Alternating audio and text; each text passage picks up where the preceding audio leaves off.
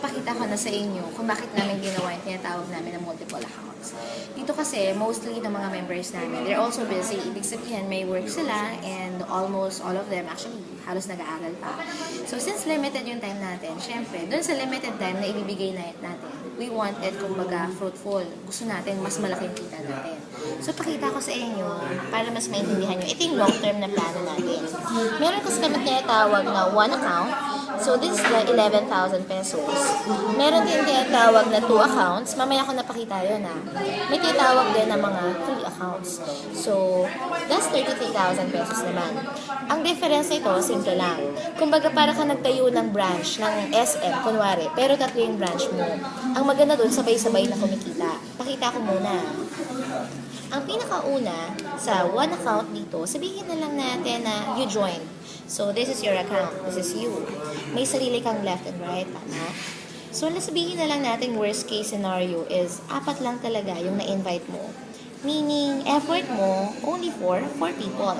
So, A, B, C, and D. Ang kikitain mo dito for direct referral alone is 1,000 pesos each. So, ang total natin dyan, meron na tayong 4,000 pesos. Of course, since this is your account, may sarili siyang left and right. So, if that's 2,000 pesos per sales match, add natin siya, magkano siya? That's already 4,000 pesos. Ang total na kinita mo na dyan is 8,000. Ngayon, hindi mo naman kayang pigilan yung mga tao, lalaki sila, and sila rin mag-invite. Sabihin na lang natin sa akin kasi more than 209 downlines ko, kahit 10 lang talaga na-invite ko dito. Pero sabihin natin for them, nakabuo sila, tig to 10 people under them. Ang kikitain mo dito, on your left side, total natin yan, you have a total of 20 people. On your right side, you also have 20 people. Ngayon, if that's times 2,000 each for the sales match, ang total mo dyan is 40,000 pesos. Total na kinita mo sa front row, sa 4 lang na na-invite mo is already 48,000. So yes, medyo malaki siya. Pero, what if compare natin yung income dito? Kasi halos kami lahat talaga naka 3 accounts Pakita ko kung bakit For example, this is your account. Ang mangyayari niyan, may sarili yung left and right. Pero idudugtong natin yung second account mo, this is your second account, and your third account. Meaning, 3 beses ka bumili ng package. Ibig sabihin din yan, kung ang maximum mo dito is 600,000 pesos per month, your maximum here is triple. So, it's 1.8 million pesos. Hindi pa yun makaka-avail ka dito ng 3 packages. So, meaning, 4 times 3 packages, meaning 12 bottles all in all. So, sa products pa lang, bawi-bawi ka na dyan. Pero dito pakita ko sa inyo kung bakit namin siya ginawa. Kasi, same number of people lang i-invite natin. Ibig sabihin, 4 lang din. Meaning, friend A, friend B, friend C, and friend D lang. 4 lang din. Pero, higher yung income.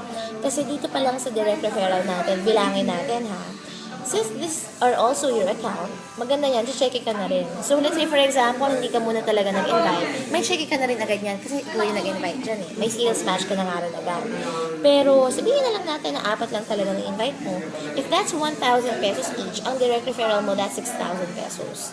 Syempre, may sarili kang left and right side. Meaning, meron kang sales matches na to 2,000 pesos. And that's a total sales match of how much? That's 6,000.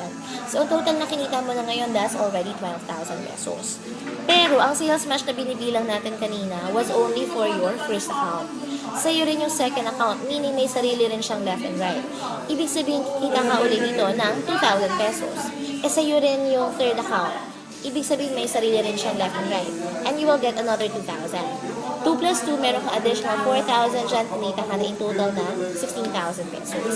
Dito pa lang sa part na to, mas malaki na siya compared kanina na 8,000 lang. Pero ang maganda doon, hindi yun natatapos sa 4 lang. Kasi lahat sila magbabawi rin, lahat sila makakabuild din ng group. Sabihin na lang natin na same number of people lang, no katulad dito.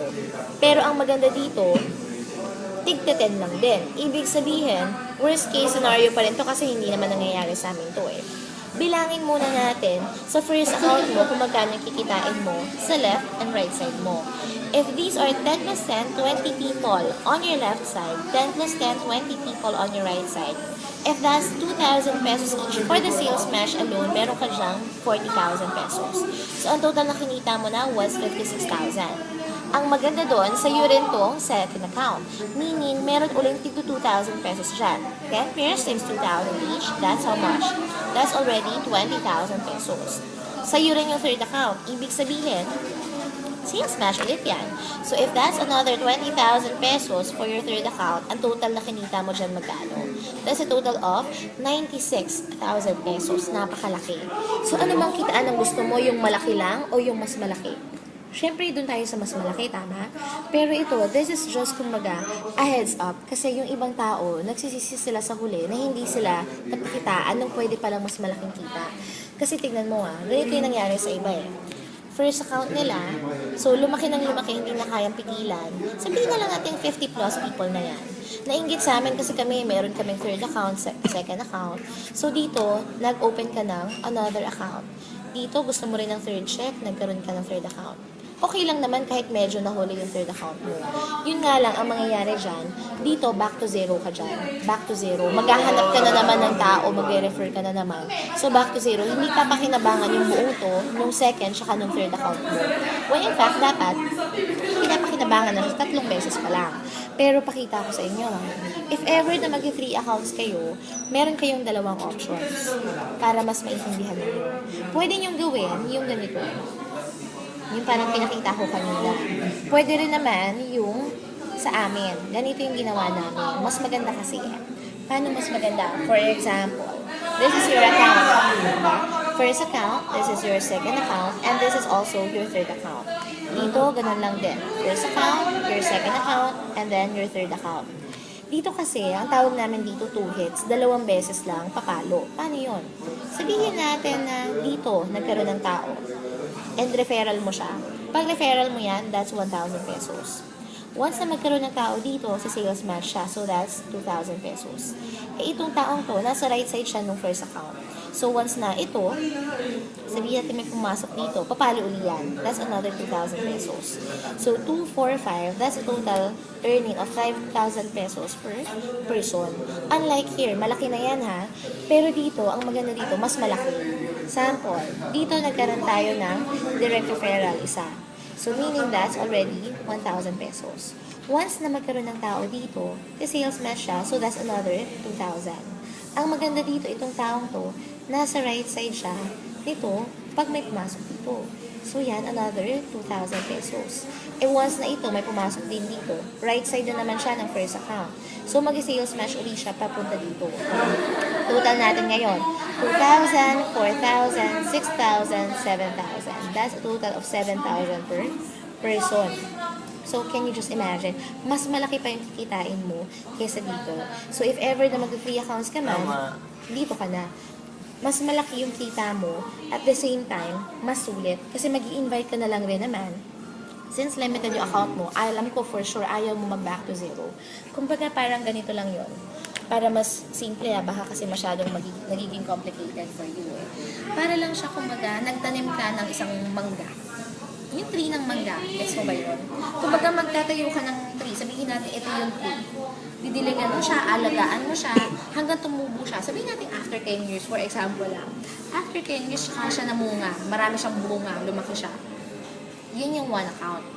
Ang mangyayari niya, nakita mo, since bumunga na rin naman siya, magtatayo ka ng pangalawang tree. Ito nga lang, hindi siya ganyan muna, maliit muna siya. Tama? So, ibig sabihin, diligan mo na naman yan, tatanim ka na naman, aalagaan mo na naman. After 10 years ulit, siya magbubunga. Kung pwede naman, itayo mo na lang sila ng sabay, ibig sabihin, ngayon pa lang mag-invest ka na ng malaki, didiligan natin sila ng sabay, lalaki sila, mamumunga sila ng sabay. After 10 years, isang hintayan na lang, pareho ka na. Ang maganda pa nga doon, 3. Sana may pangatlo kong paper bag. Pero 3, sabay-sabay sila, mamumunga. Instead na, isa-isa pa, alam mo na nga mamumunga siya, bakit mo pa hindi pagsabay-sabay yan? Hindi gets? So, ganun lang basically yung principle ng 3 accounts. Gusto kong maintindihan mo siya. Bakit? Kasi marami nagsising na hindi agad ng 3 accounts or even 2 accounts man lang. Kung pwede gawin mo 2 accounts, habol na lang natin yung third account. That's okay. Pero pinakita ko to, hindi naman para, ano, nag-stop na. Ang pinakaganda dito, sabay-sabay na siya tutubo. Tsaka kasi, tingnan mo pag magbe-business ka 11,000 pesos, maliit na lang rin naman yun Ang gumagawa ng estudyante lang. dito, maganda. Kahit nga estudyante, nakakagawa ng paraan makapag 33,000. So, kumbaga, magbe-business ka na lang din naman. Itodo na natin siya. Okay? So, if you have any questions, guys, yun lang naman, gusto ko lang na-share. Tanong nyo na lang dun sa nag-refer sa inyo. I'm sure mag-multiple accounts na yan. Kung hindi masyadong naka-multiple accounts, ibig sabihin, bukas mag-multiple accounts na yan. Kasi ang dami namin napapasali na mag-multiple accounts talaga. Alright? So, sige. Goodbye. Yun